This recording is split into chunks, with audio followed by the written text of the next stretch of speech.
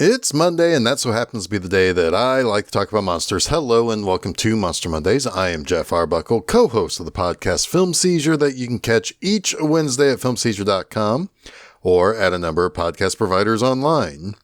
1980s Humanoids from the Deep is kind of a convergence of multiple things that people seemingly really like. Of course, there's a monster element. We love our monsters, don't we? But on top of that, people really like 1975's Jaws. Jaws provided a new place for people to be terrified. Who needed gothic castles where vampires and ghosts might dwell when you can have gigantic bodies of water with creatures within it that can gobble you up while you vacation or enjoy a pleasant swim or just out on a fishing trip? People by 1980 also became quite enamored with nudity and a movie's monster wanting young, supple female flesh. When you have Roger Corman's film company behind the movie's distribution, you know you're going to have young, supple female flesh in a movie. But I have one more thing that people like and I think doesn't get talked too much about in normal circles. I believe people like fish people. Maybe more accurately, a lot of people like fish monsters. Now, I'm not necessarily talking about the little flappy jaws of hungry little piranhas in the movie like Piranha. I'm not referring to alligators or crocodiles. I'm not even saying Bruce the Shark in Jaws. I'm talking about bipedal underwater fish monsters. Yeah, I know a lot of people who point to the gill man from The Creature from the Black Lagoon as their favorite individual universal monster. People like him so much, a fish monster and a sort of different take on the story of The Creature from the Black Lagoon won the 2017 Oscar for Best Picture. Humanoids from the Deep is a kind of the perfect center point of this Venn diagram of underwater fish monster concepts converging into one very sleazy movie. But because it's Roger Corman, it's sleazy in a pretty obvious way, I guess, but kind of in an understated way as well. Roger Corman produced a lot of sleazy pics in the 70s in particular, and continued that through the 80s and 90s and beyond. But he was also kind of thought of as as a decent guy. I mean, yes, he knew what people were going to pay for at a drive-in or at a grindhouse movie theater. So, sleazy, yes, but the first thing you're going to go to see his movies for are, whatever the comedy is about or whatever the monsters are doing. The sleaze is kind of like the dressing on top of this sundae, if you will. But as this movie is getting started and the credits play over the day-to-day activities of the fishermen and other seamen who operate out of Noyo, California, there are some recognizable names in the cast, including Doug McClure, one of the inspirations for the Simpsons character Troy McClure, and someone who had been seen in some other B-movie adaptations of H.G. Wells' sci-fi adventures in the mid-70s. McClure is basically our hero, Jim Hill.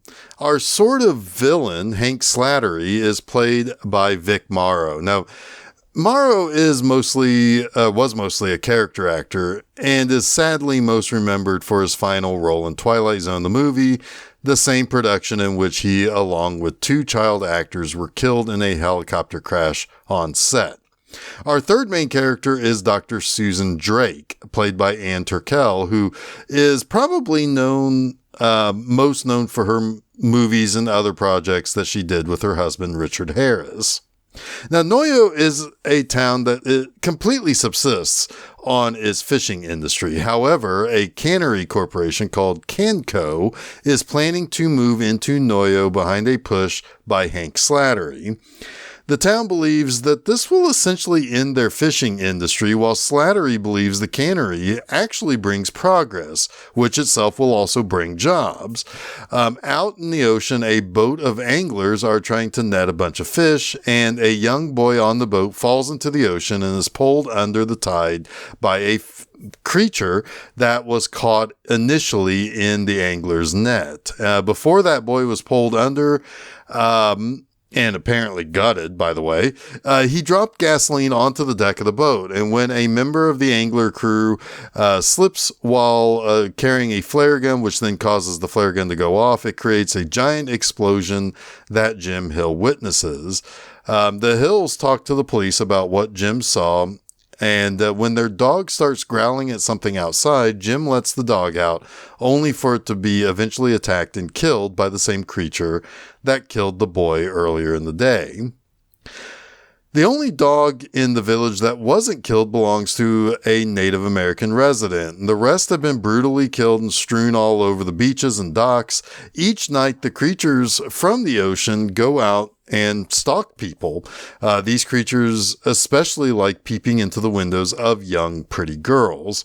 At a community gathering, representatives from Canco arrived to talk about how the cannery will improve life in Noyo. One of the reasons how it will improve life is the work that Canco's chief scientist, Dr. Drake, who came up with ways to make salmon more plentiful through enhanced breeding and growth hormones. But one of the biggest proponents of Canco's presence is in Noyo is, of course, Slattery.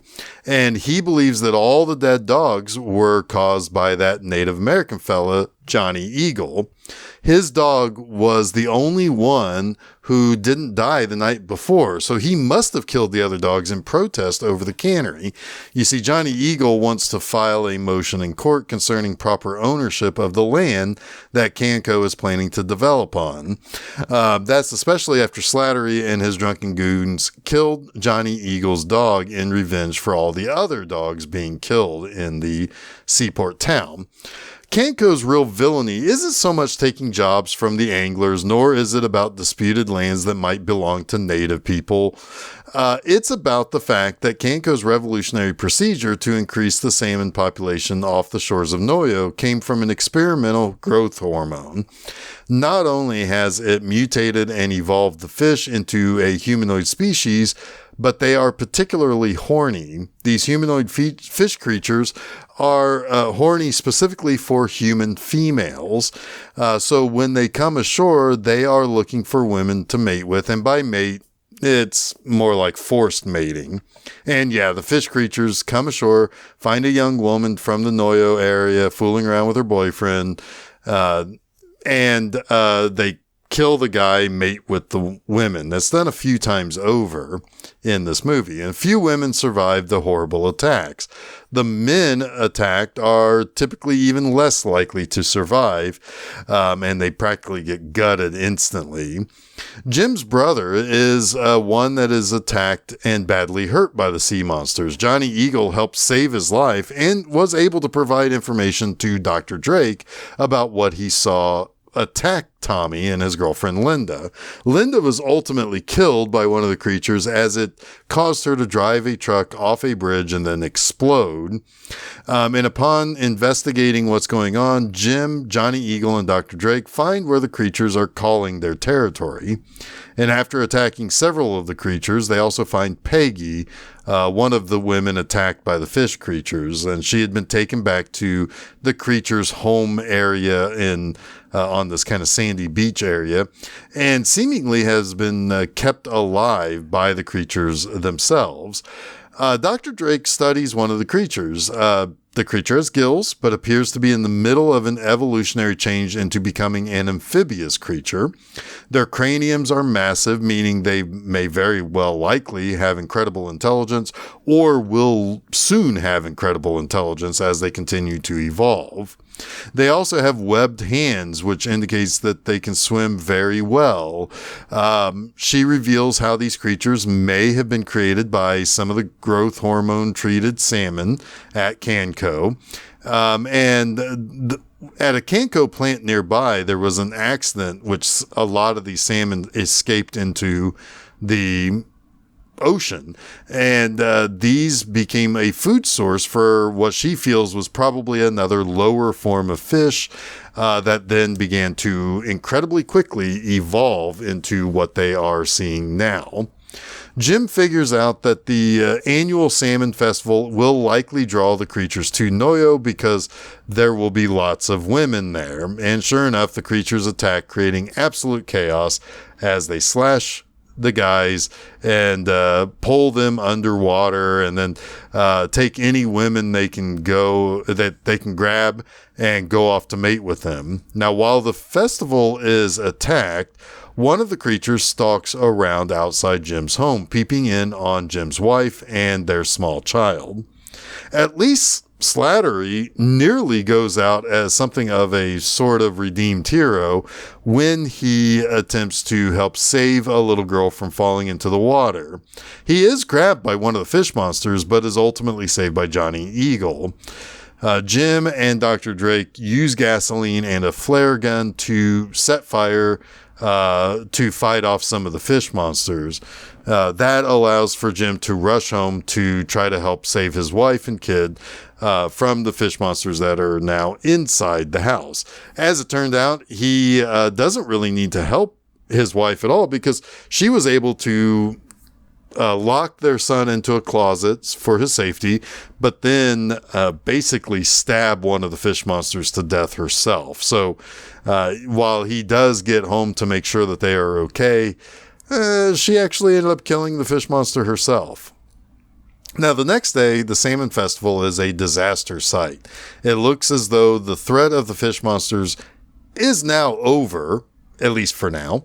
However, Peggy is in Dr. Drake's lab giving birth, but it's not a normal birth. A half fish monster, half human creature thing busts through her stomach as Dr. Drake screams in horror, and we see that Peggy's eyes are now gray and inhuman looking.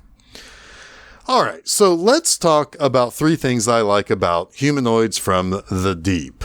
We start with the fact that this is kind of, at least in its bones and the skeleton of the movie, an old-fashioned monster movie dressed in early 80s attire. And what I mean by that is we have fish monsters. Yes, they are created by people doing something that they shouldn't be doing.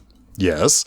A good monster movie usually takes place in a relatively small town that's off the beaten path. That's what we have here with the village of Noyo. But there's a uniquely late 70s, early 80s feel to it that features the monster not overly satisfied with simply going after people to gut and rip limbs off of. No, they want women. For some reason, regardless if it's the creature from the Black Lagoon or the Oscar-winning film The Shape of Water or a Roger Corman-produced exploitation horror flick like Humanoids from the Deep, for some reason, these fish monsters love women and want to mate with them. And that's about as classic a monster flick as you can get. And according to behind-the-scenes stories about making the film, Roger Corman ordered Barbara Peters, the director of the movie, to do reshoots to satisfy his maxim to appeal to the intended audience. This maxim was simple. The monsters had to, quote, kill all the men and rape all the women, unquote. Yep, that's why it's a classic monster movie with all the dressings of a late 70s, early 80s exploitation film. Next, I very much like the fish monsters as a whole. Okay, sure, yes. Take a lot of notes. I mean, this thing takes a lot of notes from the creature from the Black Lagoon. However, I like that the heads of the creatures still kind of look like fish in the way that it's shaped and everything. And they are gooey and gnarly and slobbery creatures on top of that. They're all also quite large too. So they aren't just scary and gross looking, they're also imposing. Johnny Eagle gave the description that they are at least 6.5 to 7 feet tall. It takes more than a couple of shotgun blasts to their bodies to kill these things. These things are truly monstrous, and they may be constantly evolving as well, and leaving a bunch of icky, sludgy biomatter wherever they go. It's not a hard bar to clear to create a fish monster, but this this movie's monsters are quite good on a Roger Corman budget. And thirdly, I do quite like the big chaotic scene at the Salmon Festival quite a bit. I mean, this is delicious fish monster mayhem. They come busting up through the boardwalk. They are tearing the whole place apart. They're nabbing ladies and mating with them on the spot. Hell, one even grabs a lady roller skating by him. They tear people's arms and heads off their bodies. It's the type of insanity that you sign up for in a movie like this, particularly at the time in the era that this movie was being made in. These things just run amok and creep through the boardwalk on a rampage. It's great. One even gets onto a merry-go-round to find people to kill and run off to mate with. They get lit on fire and shot in the face. It's great. I mean, it's just pure madness all over the place. It's just extras running everywhere. I mean, think of it like this. Think of a carnival or a midway at an amusement park or something. Then drop some killer monsters into the place and just let them go wild. I mean, I don't know about you, but that's what I signed up for when I said I wanted to watch this movie, which contains a fish monster. And these are fish monsters that are incredibly horny too. So of course they're going to be running amok. The movie definitely knows how to deliver the goods in an over the top way, and also very likely on a kind of a small budget as well. But that wraps up this week's Monster Mondays. You can catch new episodes of Monster Mondays each Monday afternoon at filmseizure.com. Don't forget to follow Film Seizure at Facebook, Threads, Instagram, and Blue Sky. You can also subscribe to Film Seizure to get both the Wednesday morning Film Seizure podcast as well as the Monday afternoon Monster Mondays at your favorite podcast providers, as well as YouTube. You can also check out my website, bmovieenema.com, to read new reviews every Friday morning. Next time, we learn how TV shows trying to promote self-help, quasi-religious gobbledygook can really make you stop thinking critically in 1988's The Brain. So until next week, stay spooky.